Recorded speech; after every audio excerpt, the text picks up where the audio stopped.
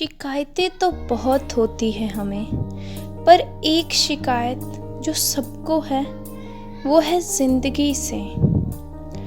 ज़िंदगी क्या है, कुछ समझ आ रहा है या नहीं? ज़िंदगी को मजाक समझने वालों, देख लो कैसे मौत सर पे तांडव कर रही है।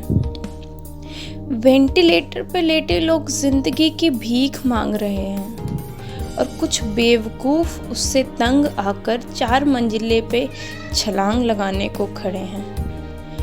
4th स्टेज में कैंसर पेशेंट को जीने की तलब होती है, वहीं अगर लैला या मजनू का ब्रेकअप हो जाए तो उसे ज़िंदगी रास नहीं आती। अगर किसी को नौकरी नहीं मिली तो बुज़दिलों को फांसी पे लटकना है।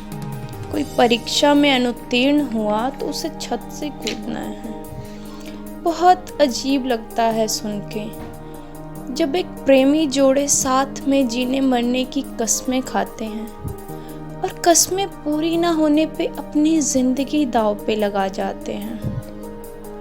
पूछना है मुझे उन सब से, क्या एक भी बार अपने माँ पापा का ख्याल मन में नहीं लाते? क्योंकि अगर ऐसा होता तो आपके बढ़ते हुए कदम खुद ब खुद रुक जाते। घर के रोज के झगड़ों से तंग आने वालों, क्या मुश्किलों का बोझ इतना बढ़ जाता है कि जिंदगी उसके सामने फीकी पड़ जाए? योद्धा की तरह डटे रहे हैं आप जंग में, फिर मैदान छोड़ने की बात आपको शोभा देती है। उससे भी बढ़ के फिर आगे आते हैं कुछ दानव प्रवृत्ति के लोग। ये इंसान तो हैं, लेकिन इंसानियत का इनमें नामो निशान नहीं होता। ये अपने ही लोगों पर प्रहार कर लोगों की जिंदगी छीन लेते हैं। ये लोग भूल जाते हैं कर्मा को, लेकिन कर्मा किसी का पता नहीं भूलती। आप सब अपनी ज़िंदगी की अहमियत को समझिए। इस महामारी से सीख लीजिए। कोरोना ने घर के घर तबाह कर दिए।